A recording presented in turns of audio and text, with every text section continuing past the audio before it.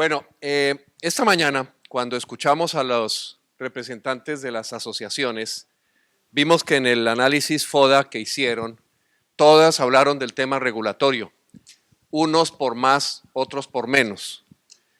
Y la intervención y la pregunta de Edgar, que es muy entrada en razón, también alude al mismo fenómeno. En cierta forma, aprovechando que aquí están los representantes más autorizados y líderes de la industria en los países, quisimos generar esta sesión para ponerlos a pensar, porque en función, no es solamente a los directores de las asociaciones, sino a todos ustedes. Todos sufrimos de la incidencia de las regulaciones, ya sea, como les decía, porque hay mucho o porque no hay nada. Y en los casos en los cuales hay mucho, nos encontramos con que nos están ahogando con una cantidad de requisitos.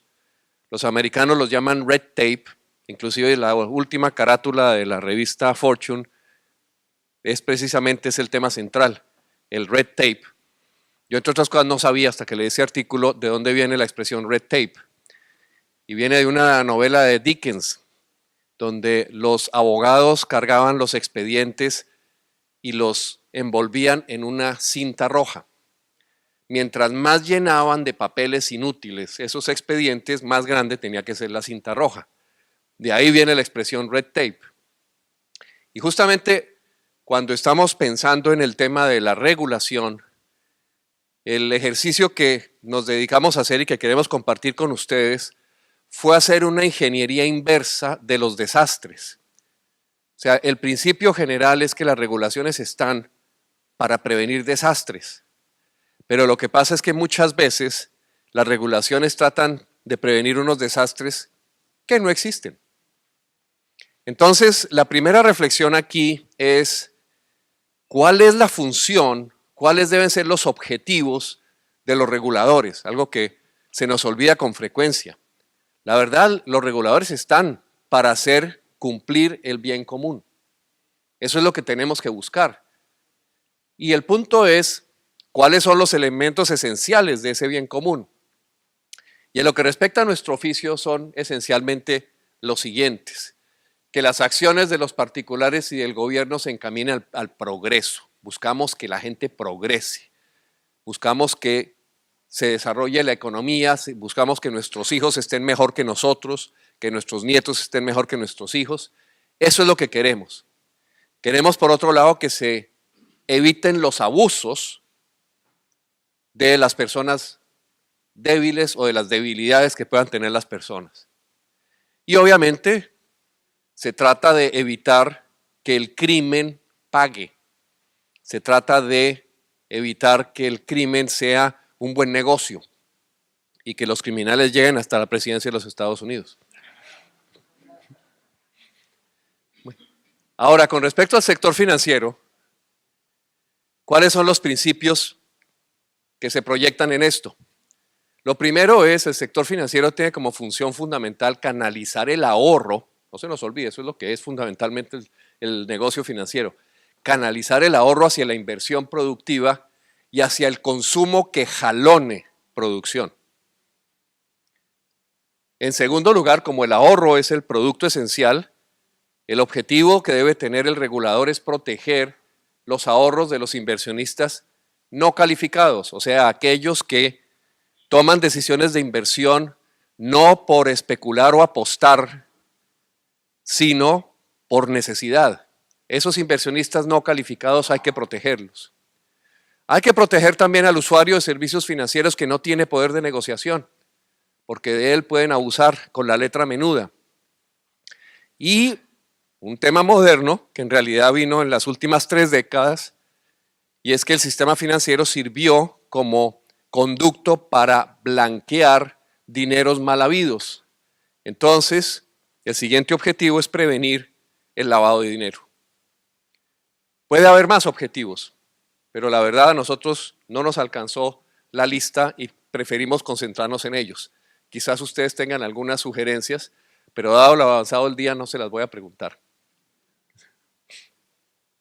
Entonces, ¿cómo se aplica esto a las empresas de leasing? Ahí empezamos nosotros a escudriñar nuestros archivos tanto de memoria como de bases de datos. Y entonces estábamos mirando cuáles son los elementos esenciales que los reguladores con respecto al leasing han venido desarrollando. Uno de lo primero es definir qué es lo que puede financiarse por leasing y qué es lo que no se puede financiar por leasing. Yo recuerdo que cuando tuvimos la discusión tanto de la Convención de Leasing Internacional de UNIDROIT como la ley modelo, discutimos qué se puede financiar y qué no. Y me acuerdo que tuvimos una larga discusión porque los japoneses querían que se incluyera la financiación de yates de recreo y los alemanes se oponían porque consideraban que ese en sí mismo era un bien suntuario que no estimulaba la inversión, sino el consumo de los ricos.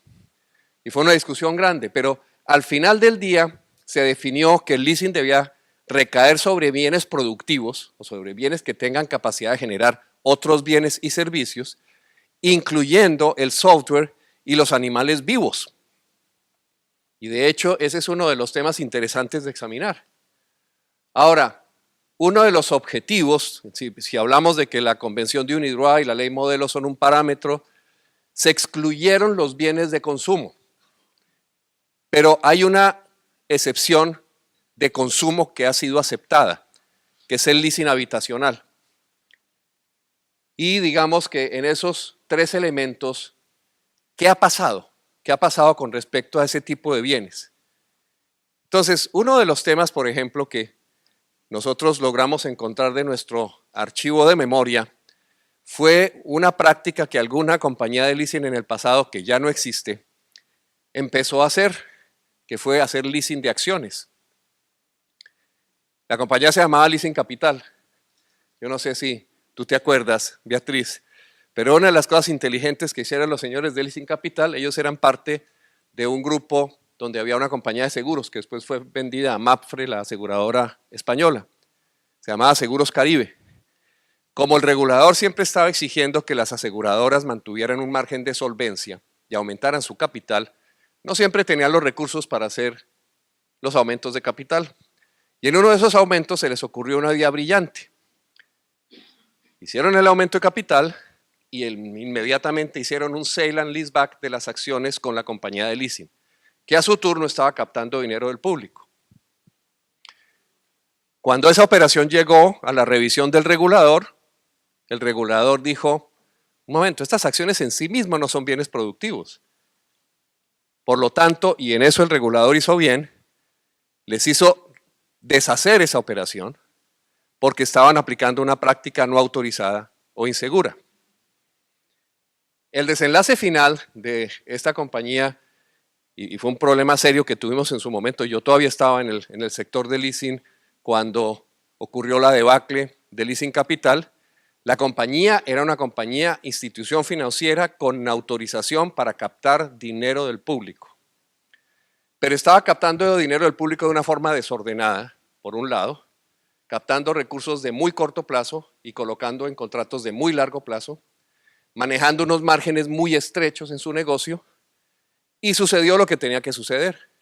Un buen día uno de sus inversionistas, depositantes, que tenía un certificado de depósito de un valor muy grande, retiró sus ahorros y ellos no tuvieron cómo pagarle. Y como los certificados de depósito a término se inscribían en la bolsa de valores, en el momento en que se presentó el default de esos certificados de depósito a término, todos los corredores que tenían en su cartera certificados de depósito a término de compañías de leasing salieron a feriarlos. Ahí sí, como decía Juan, en un not orderly liquidated value, sino en lo que podían. El sector de leasing sufrió en su momento un efecto dominó y en realidad solo las grandes salieron ya airosas de ese proceso. Eso fue un momento muy duro y deja unas buenas enseñanzas. ¿Qué fue lo que pasó con esta compañía? Empezó con este tipo de prácticas y terminó naturalmente fuera del mercado. Ahora, ¿qué aprendimos nosotros de las razones por las cuales se acabó Leasing Capital? Y por eso es importante tomar esto como una enseñanza tanto desde el punto de vista de nuestras mejores prácticas como desde el punto de vista de qué es lo que en realidad el regulador debería mirar, en lo cual se debía concentrar. Lo primero, el pricing, descuidaron el pricing. Estaban manejando márgenes demasiado bajos. Ellos pensaban que con hacer un spread estaban haciendo todo el trabajo. No, no lo estaban haciendo. Estaban dejando por fuera todos los demás elementos que debe incluir el pricing. Su costo operacional, sus pérdidas de cartera. Estaban descalzados en los plazos de vencimientos de activos y pasivos. Y naturalmente, si uno tiene descalce, y ese es uno de los temas que a nosotros más nos preocupan de las compañías independientes, si hay descalce entre las fuentes de fondeo y los plazos de duración promedio de los contratos, eso es una llamada al desastre. Eso es una situación que hay que prevenir. Por eso hacemos mucho énfasis en que traten de aceptar y traten de buscar líneas de fondeo a largo plazo y que no sean tan necios con respecto al costo de tasa de interés que tengan las líneas de largo plazo. Las líneas de largo plazo son un poco más costosas, pero son mucho más estables. Ahora que ustedes estaban hablando de Newcourt, Newcourt tiene una historia interesante que vale la pena rememorar, porque Newcourt fue una compañía que fue creada justamente por Steve Hudson. Era un contador de un hospital que se le ocurrió la muy buena idea de financiar equipos para los hospitales. Hizo un acuerdo con unas compañías de seguros que le prestaron a larguísimo plazo, pero unas tasas de interés relativamente altas. Cuando su negocio creció, decidió comprar una compañía que era la líder en los negocios de vendor financing de tecnología, AT&T Capital. Y ocurrió que AT&T Capital tenía una calificación por Standard & Poor's de AAA en la bolsa de valores. Entonces dijeron, uy, esto está buenísimo, porque las tasas de interés que estamos pagándole a las compañías de seguros son mucho más altas que las tasas de interés que yo consigo con los papeles comerciales que emito en la bolsa de Nueva York. Entonces sacaron una emisión masiva de bonos, de papeles comerciales, a un plazo muy inferior al que tenían las líneas con las compañías de seguros, y prepagaron todo el pasivo. Y claro, el gerente financiero se ganó un bono porque bajó el costo promedio de sus fondos. Bueno, esto fue en 1997. En 1998 se presenta la crisis financiera rusa y se presenta la cesación de pagos de Tailandia y el mercado de papeles comerciales en la bolsa de Nueva York se secó. No había forma de recolocar las nuevas emisiones que sustituían las anteriores de esos papeles comerciales. Y la compañía no tuvo más remedio sino venderse a precio de quema a CIT. CIT terminó comprando a Newcourt, que había comprado a AT&T Capital, a un precio muy barato, al punto que el señor Hudson terminó retirándose durante varios años y montó un spa en Palm Beach que le sirvió para recuperarse hasta que volvió a arrancar con Element Financial. Esa es la historia. Pero ahí aprendió la lección y arrancó su modelo de negocio nuevamente con sus líneas de crédito de largo plazo y hoy en día están creciendo y por ahora no se les ha olvidado la lección aprendida. Entonces, cuando uno ve las causas de descalabro en las compañías de leasing, encuentra que hay mucho de esto. No mirar bien el pricing que tú estás ocupando, descuidarte en el tipo de activos que debes financiar, descuidar la relación de calce que tiene que haber entre activos y pasivos, y obviamente eso puede llevar a que la compañía se paralice porque no puede conseguir recursos. La gente se pregunta, bueno, ¿sí tiene sentido hacer leasing de semovientes? Bueno, yo les quiero contar que cuando, creo que ya nos emigraron todos los representantes de Bancolombia, pero uno de los predecesores de Esteban Gaviria lanzó un producto que era el leasing de hato lechero, el hato leasing, y en realidad lo que estaban haciendo era financiar semovientes a ganaderías y durante el proceso hicieron mucho dinero. Lo que pasa es que desde el punto de vista del manejo de riesgo, el manejar este tipo de producto era muy exigente y la estructura del banco no estaba, digamos, diseñada ni dispuesta a mantener ese tipo de negocio. La anterior gerencia sí lo había hecho porque el gerente que había originado ese negocio era un fanático y un productor agropecuario muy exitoso. O sea, le gustaba el negocio, iba en su sangre. Pero el producto como tal fue un producto posible y hasta donde sabemos no hubo pérdidas que lamentar graves por parte de esta compañía. Ahora, ¿qué pasó en Chile con respecto al leasing habitacional? Y ahí sí les quiero llamar la atención. El leasing habitacional es un producto peligroso.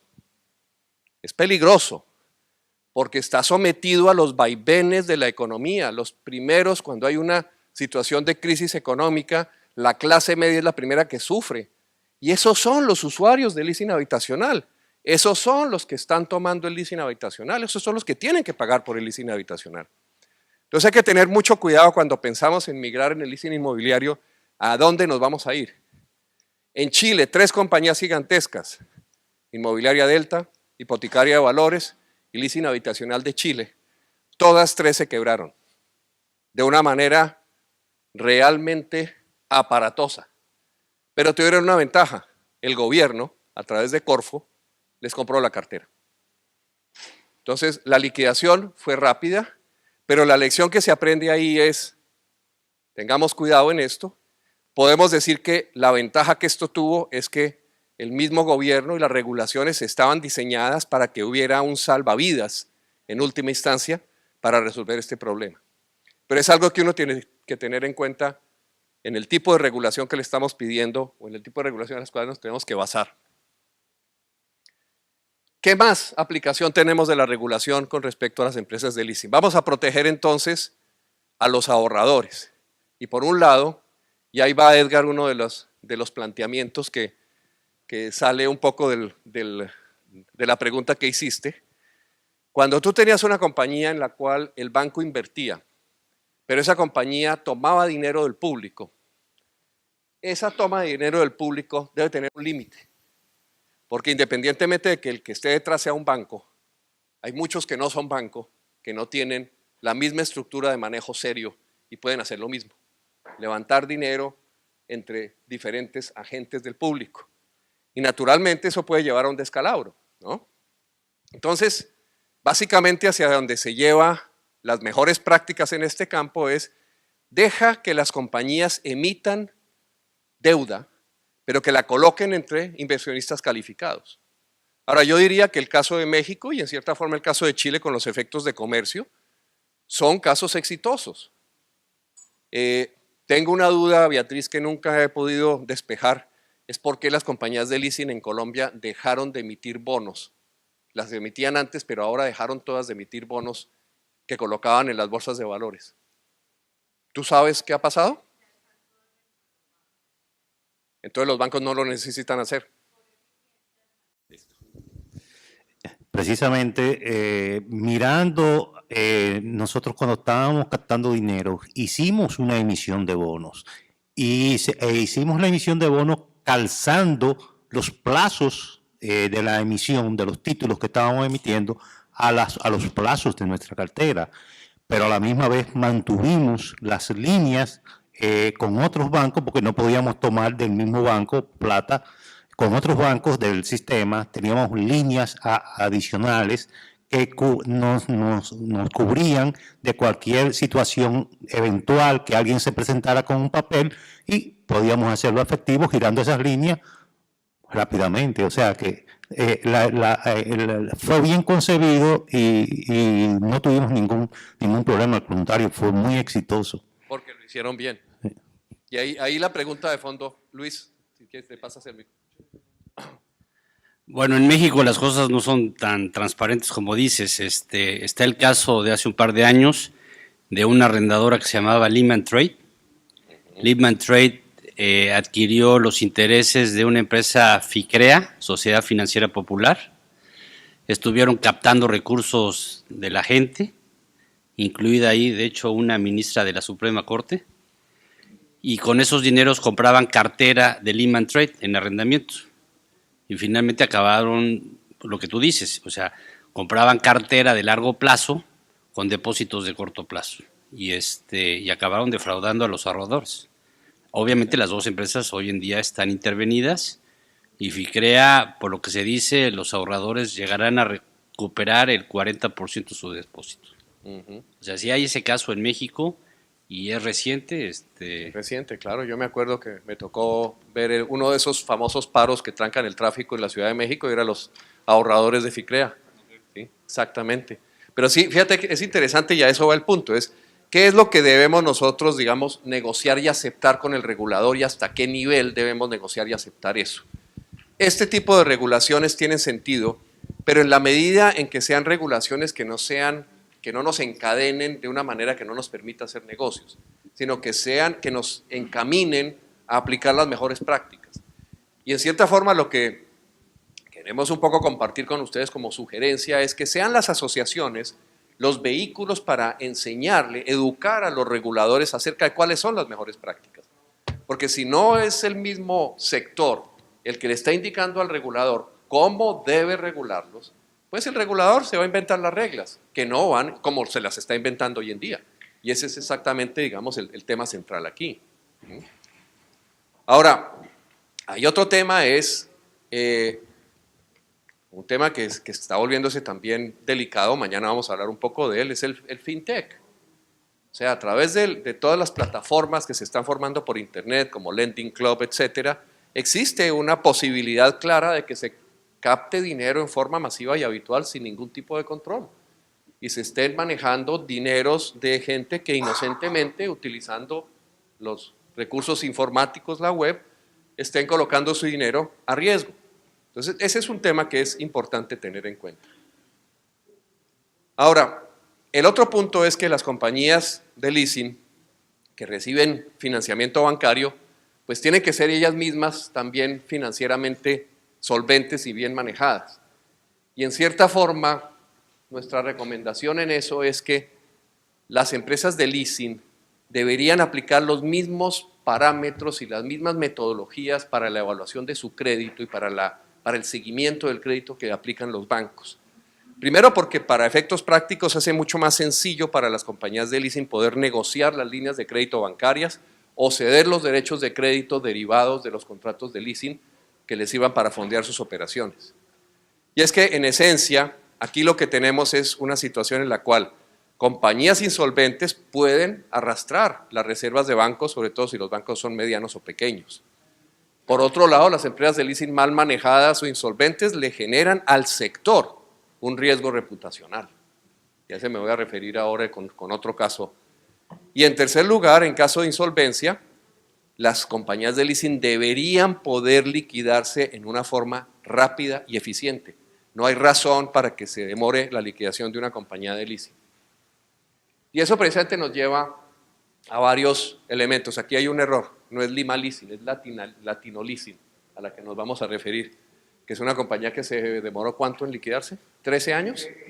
O sea, se demoró 11 años en liquidarse una compañía de leasing. Perú. Otro caso que queremos compartir, bueno, de la captación masiva y habitual por una compañía de leasing, gracias Luis, nos llenaste el vacío. Esa era la que nos hacía falta, porque no la habíamos encontrado directamente. Finova es un caso interesante, es una compañía de leasing en Estados Unidos que tiene una historia que trataré de echársela rápido porque a la velocidad del Ferrari, y la otra es una compañía mexicana de reciente recordación que es Water Capital. Y ahí voy a pedirles a mis presentes colegas que de pronto tienen mejor información que yo, que me ayuden a echar el cuento bien echado. Lo que queremos con eso no es el chisme, claro que el chisme ayuda y nos entusiasma. Lo que queremos de ahí es aprender las lecciones de esos descalabros. ¿Qué es lo que nosotros podemos aprender para que nos sirva para negociar con los reguladores? Bueno, aquí la historia es muy simpática. Yo no sé si ustedes han utilizado el jabón Dial, es un jabón de uso a nivel global. Una compañía que en el año 48, el Armour Group, se vuelve famoso. Y en 1970, la Greyhound, la fabricante de camiones, la línea de servicios de transporte intermunicipal Greyhound en Estados Unidos, compra a Dial y la integra con su subsidiaria Greyhound Financial Corporation. Y creo que hay un amigo común nuestro, Luis, que fue un funcionario a quien yo conocí cuando era presidente de Heller Financial, que se llama Sam Aikenfield. Y Sam fue a trabajar durante muchos años en Greyhound Financial.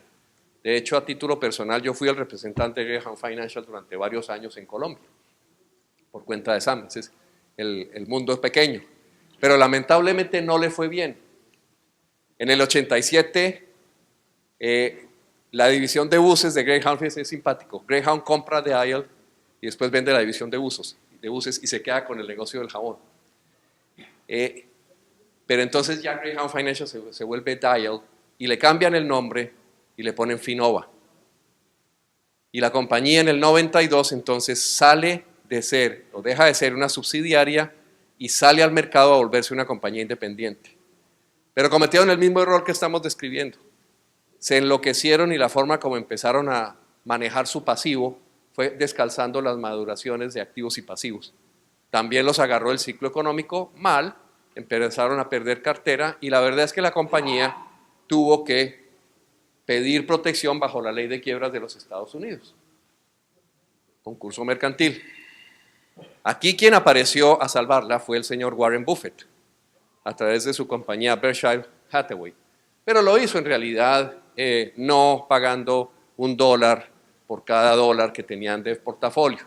Pagó una proporción mucho menor y en el año 2006 terminaron vendiéndole todo el portafolio a esta compañía. De manera que ya se liquida la compañía Finova, pero lo importante que aprendemos ahí es qué fue lo que hizo que la compañía se cayera. Primero, lo mismo, pricing, problemas de pricing. Segundo, el descalce entre los plazos de activos y los pasivos. Y tercero, la parálisis. Cuando una compañía de leasing deja de originar negocios, eso es una receta para el desastre. De manera que, por favor, cuando ustedes pongan el freno en las originaciones, piensen en esto que les estamos contando, porque esa puede ser una de las razones de echarnos para atrás. Water Capital. Y aquí, nuevamente, les vamos a pedir que nos cuenten lo que ustedes saben, pero les vamos a contar lo que nosotros sabemos. Una de ellas, la única pérdida de cartera que nosotros tenemos, de castigo que tuvimos que hacer, de honorarios profesionales, fue con Water Capital. Todos los demás nos han pagado los honorarios, nos los negocian, los lloran, todo. Pero la única que tuvimos que castigar fue Water Capital. Bueno, la compañía lanzó una bursatilización, que no acabo de ver la fecha, y fue calificada AAA por las calificadoras de valores de México. Y resulta que al cabo de poco tiempo reportan el evento extraordinario de el incumplimiento en el pago de una de las cuotas. La emisión que habían sacado estaba garantizada por la Nacional Financiera, por Nafinsa, pero estaba parcialmente garantizada. Entonces, lo que hizo Nafinsa es que fue pagando las cuotas vencidas, pero en realidad no se hizo cargo de la totalidad. Y finalmente, hasta donde llega nuestra información, otra compañía arrendadora, Actinver, compró la garantía subyacente que había en esa bursatilización y por lo menos en lo que a la emisión en el mercado de valores se refería, se salvó el prestigio de la industria del arrendamiento. Naturalmente la compañía sigue en un proceso de concurso y en ese proceso de concurso pues todos los acreedores están en este momento viendo a ver qué logran salvar. No sé si hay algo más de información que tú tengas al respecto, Luis. Sí, la compañía no se llamaba Water Capital, la compañía se llamaba Leasing Operations. Su nombre comercial era Water Capital. Uh-huh.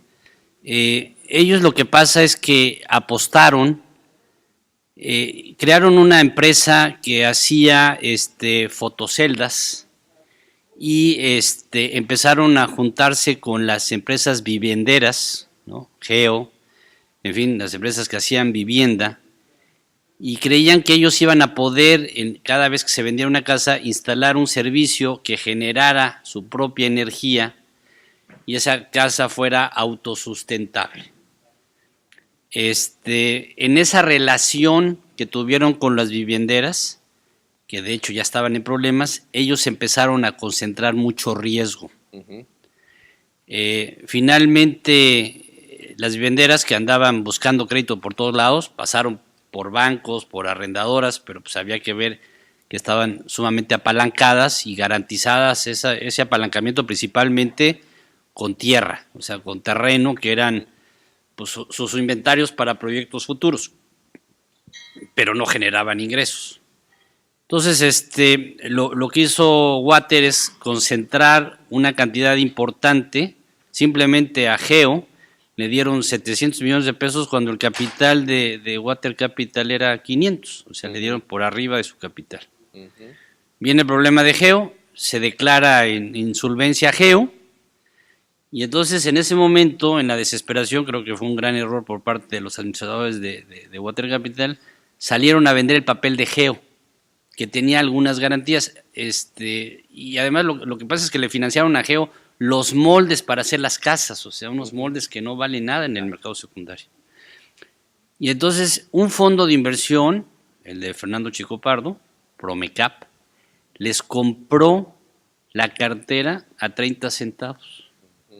Obviamente lo que ellos veían era algunas garantías que iba atrás. En el momento que se vende esa cartera, se castiga el balance de Water Capital, de Leasing Operations, y se pierde totalmente el capital.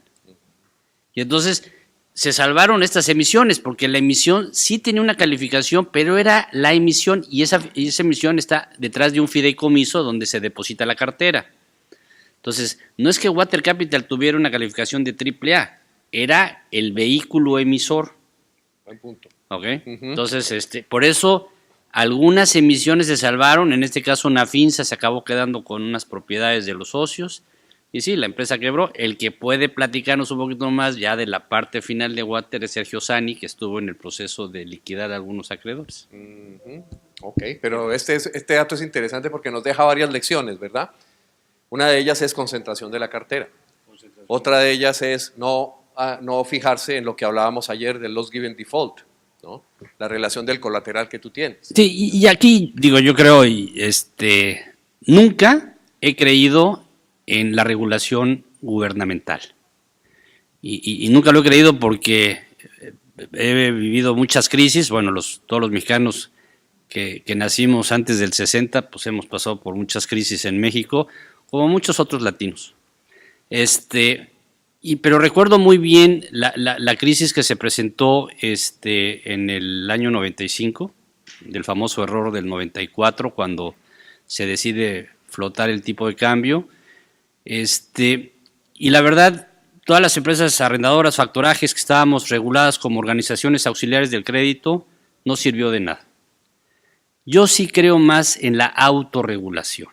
Yo sí creo más en tomar medidas como lo que acabas de decir, de poder hacer que tu pasivo esté ligado al activo, de no concentrarte, ¿no? De trabajar mucho en sistemas de cobranza. Nuestro negocio no está tanto en la originación, está en la cobranza. Eso lo decía, seguramente te acuerdas de él, de Gary Wentz, de G Capital, sí, que lamentablemente acaba de fallecer. Entonces, yo creo más en la autorregulación, en establecer controles dentro de la empresa que te proteja, ¿no? Con movimientos que se puedan dar dentro de la industria, dentro de las economías son cíclicas y hay que estar prevenido. El gobierno difícilmente, sí estoy de acuerdo en la parte de los ahorradores, eso estoy de acuerdo, pero no la parte de lo que es el negocio propio del arrendamiento. Bueno, pues casualmente te has anticipado, Rafa, ¿cómo estamos de tiempo? ¿Ya? Bueno, porque precisamente, y a eso les dejo si quieren los demás casos, porque más o menos damos vueltas alrededor de los mismos criterios. Aquí estamos hablando de cierta forma de unas situaciones de abuso, de la posición dominante, mucha letra menuda, que fue el caso de Norvergence, que ya en algunas ocasiones ya se los hemos echado, pero es uno de los que vale la pena. Pero el punto final, y digamos, quiero precisamente ligarlo con lo que acabas de mencionar y después Rafa nos sigue, es que precisamente esto es lo que nosotros estamos proponiéndoles, y proponiéndoles a las asociaciones que lo tomen como bandera. En su momento, las asociaciones, cuando éramos activos en la Federación Colombiana, yo no sé, Beatriz, si en los archivos se encuentran eso, pero nosotros adoptamos un código de ética, de buen comportamiento de la industria. Y lo interesante que tuve es que ese código de ética no solamente se aplicaba entre los afiliados a la asociación, sino que lo llegamos a aplicar para gente que no era afiliada a la asociación. porque recibíamos quejas de los clientes. Me acuerdo que nosotros citamos el comité de ética, yo era miembro del comité de ética, y citamos a un gerente de una compañía de leasing que no era socio de la federación. Pero fue tal el efecto, lo que llaman la persuasión moral, que lo convencimos de que en el mejor interés de él y de la industria debería poner y satisfacer al cliente. Había hecho una situación abusiva y era que un vehículo que había quedado siniestrado, pérdida total, el contrato además preveía que debía seguir pagando los cánones de arrendamiento, no obstante haber recibido la indemnización de la compañía de seguros, y el cliente tenía que seguir pagando. Eso naturalmente era un abuso, y la verdad es que se logró por ese mecanismo de autorregulación. Entonces, en cierta forma es eso. Si nosotros logramos demostrar, como este sector tiene muchas herramientas para demostrar que las compañías se manejan bien, que aplican mejores prácticas, el mejor diálogo con el regulador es que el regulador precisamente nos deje autorregularnos. Y digamos que es la mejor manera, además, de poder ayudarle al regulador, que el regulador no tiene ni idea de nuestro negocio, y cada vez menos. Lo importante es poderle ayudar al regulador para que el regulador entienda y acepte que lo que está haciendo un organismo, que es un organismo generalmente con un interés grande porque está representando un gremio, y el gremio tiene que ser sostenible, puede presentarle como una solución válida. No sé, Rafa, si quieres echar rápidamente el cuento del lavado de activos, porque el final que queríamos contarles es: hay mucho red tape en este tema de la prevención del lavado de activos. Y las compañías, especialmente pues, las mexicanas, a las cuales casi todas las están sometiendo a esa tortura, las ponen a presentar unos reportes que no sirven para nada. Y entonces la pregunta de fondo es: ¿cuándo se presentan los descalabros en materia de lavado de activos? Porque eso es lo que realmente debería guiar el tipo de comportamiento que se debe esperar ahí. Entonces, de pronto, Rafa, si nos cuentas la historia rápido, y ya con eso nos vamos. Presenta los casos más específicos en la industria del leasing donde podría presentarse lavado de activos. Y pues básicamente es cuando el proveedor, la organización criminal o quien quiere lavar el dinero utiliza testaferros antes del proveedor, y ya se estructura toda la operación. El proveedor al frente, el provee los equipos, cualquiera que este sea, y entra a toda la operación de leasing en el sector financiero, y finalmente el arrendatario, cuando está pagando el dinero vuelve al proveedor o entró al proveedor cuando la compañía de leasing adquiere el bien, y la organización criminal, siendo el proveedor un testaferro, pues recibe el dinero ya lavado. Esa es una forma. La otra forma, y lo digo así rápidamente porque quiero llegar a un ejemplo que ocurrió hace poco en Colombia, y para determinar qué tan efectiva es la legislación y las medidas alrededor de la prevención del lavado de activos. Entonces, la primera es esa, con el testaferrato en los proveedores. La otra es cuando el testaferro interviene y le entrega los dineros al arrendatario, que aparentemente pasó todo un filtro y pudo ser un cliente, pasó todo el filtro de lavado de activos frente a la entidad financiera, y el testaferro le provee los fondos para que anticipe los pagos y finalmente vuelve y se lavó el dinero. Y la otra es cuando utilizan el mismo testaferro para venderle o cederle la opción de compra, y la organización criminal, a través o por intermedio de esos testaferros, se hace a unos bienes que después pone a circular nuevamente en el mercado, y volvió y lavó el dinero. Todas las entidades financieras, todas las entidades financieras en Colombia, y precisamente por el historial colombiano en el tema de narcotráfico y lavado de activos, pues están siguiendo una serie de normas que muchas de ellas no fueron preparadas teniendo presente la idiosincrasia colombiana y la capacidad de los sistemas colombianos para poder investigar qué hay detrás, sino que han sido copiadas porque a Colombia, de alguna manera, desde hace muchos años, le han venido diciendo qué es lo que tiene que hacer, sin saber si eso es lo que se acomoda a nuestra idiosincrasia. El caso específico es que hace un año, más o menos en el 2015, después de 3 o 4 años de investigación, la UIAF, con todo el aparato de investigación del Estado, llámese el DAS, el Departamento Administrativo de Seguridad, que ya no existe y tiene otro nombre ahora, empezaron a seguir la actividad de la minería de oro en Colombia. Y no toda la actividad de la minería en oro en Colombia es ilegal, pero la mayoría sí. Entonces, lo que hacía esta entidad que se llamaba Goldex y que lavó más de 3 billones de pesos, que eso en dólares es 3 billones. billones de pesos, Es un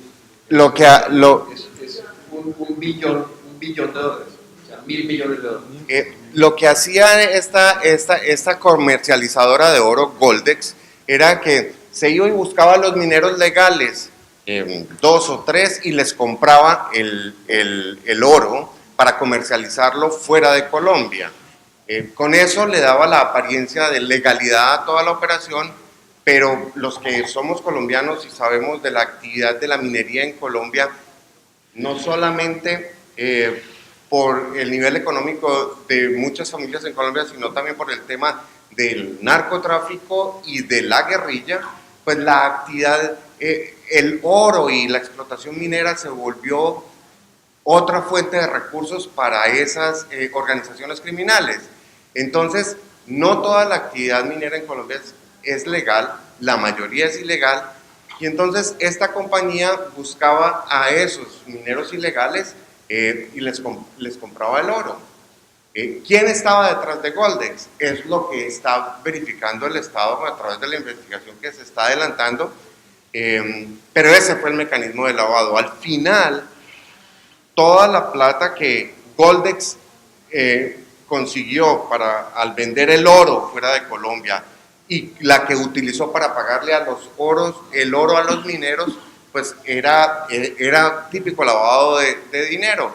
Y finalmente, esos mineros utilizaron ese dinero para financiar los equipos de explotación.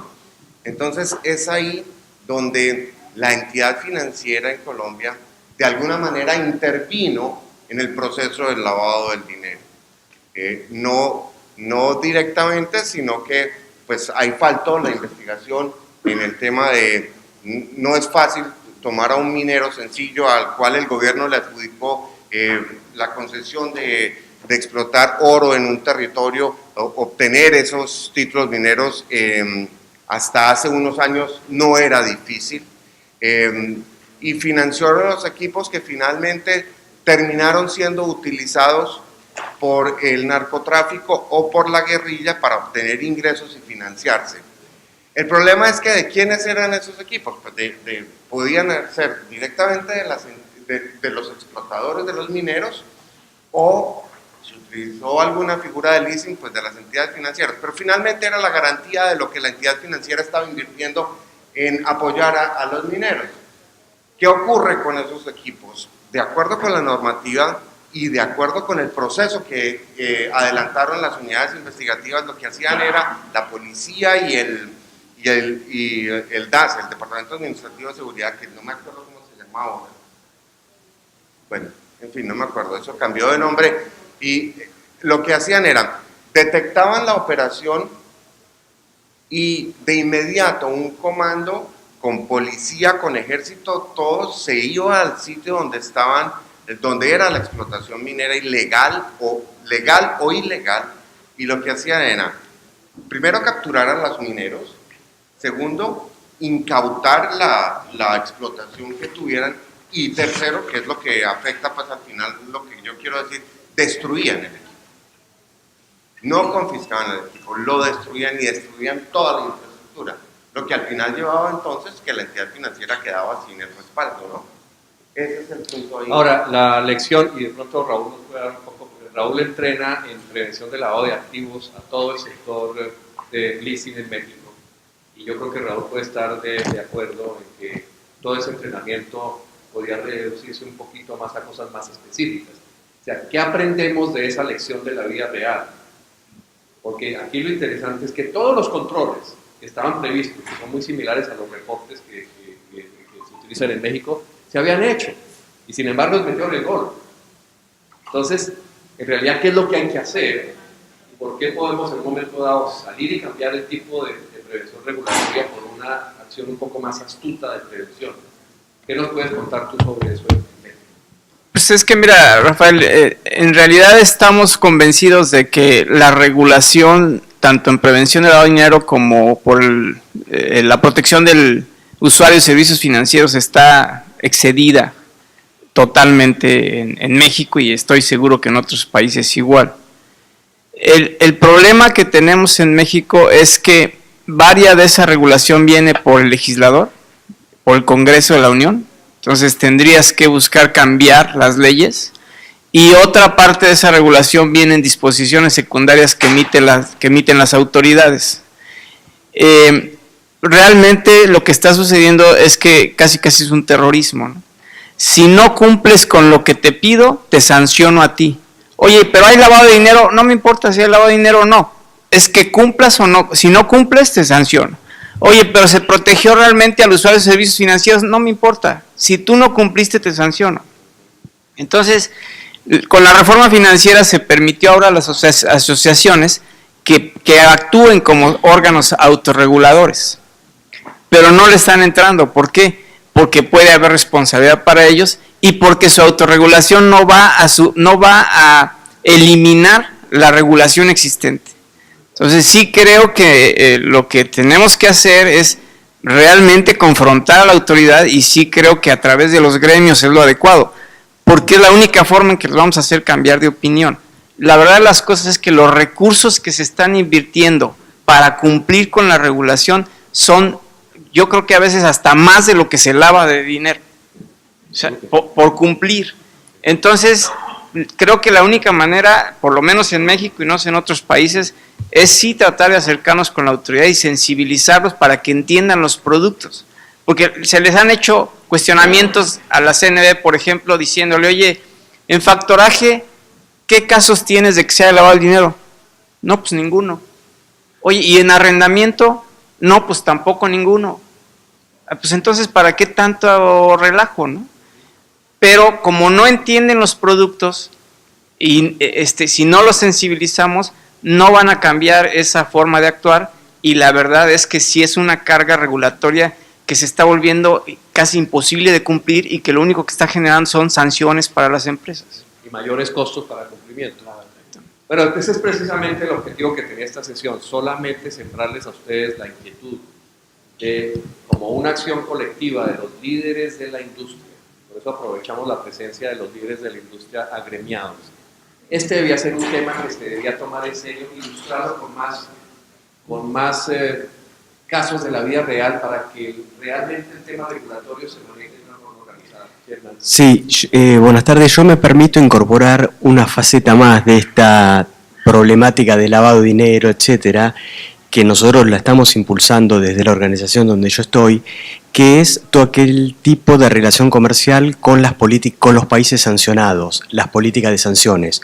Por ejemplo, operaciones de bienes importados, de proveedores de algún país sancionado, buques sancionados, puertos, que es una faceta que a veces uno descuida, pero no por eso deja de ser importante. Quería introducirlo como una problemática que se está viniendo y nosotros la estamos viendo y atacando de alguna manera. Sí, yo diría, como para terminar un poco el tema, ¿qué debe hacer uno dentro del due diligence? Sin duda, mirar las listas. No hay duda que hay que mirar las listas de OFAC, hay listas de Naciones Unidas, las listas de países sancionados, que generalmente están en las listas de OFAC. No está apagado. No oye. ¿No? ¿Se oye? ¿No se está escuchando? Sí. Hay unas listas, a mí me llamaba la atención porque antes del gobierno de doña Cristina, la unidad de análisis financiero de la República Argentina era la que tenía la base de datos de ciudadanos bloqueados más rica, porque integraba todas. Y después, por alguna razón, que no sé cuál sería, esa base de datos desapareció. Pero era en el país del mundo donde uno conseguía la lista más rica, Porque de resto uno, sí, ustedes van a la página de la OPAC y consiguen solo lo que tiene Estados Unidos. Van ustedes a la lista del Banco de Inglaterra, que es otra de las listas, y encuentran, obviamente, un listado diferente. Entonces, el proceso de integrar esas listas, quien lo había hecho bien hecho, había sido la Unidad de Análisis Financiero de la República Argentina. Bueno, yo creo que con eso ya podemos, como dicen aquí, call it a day.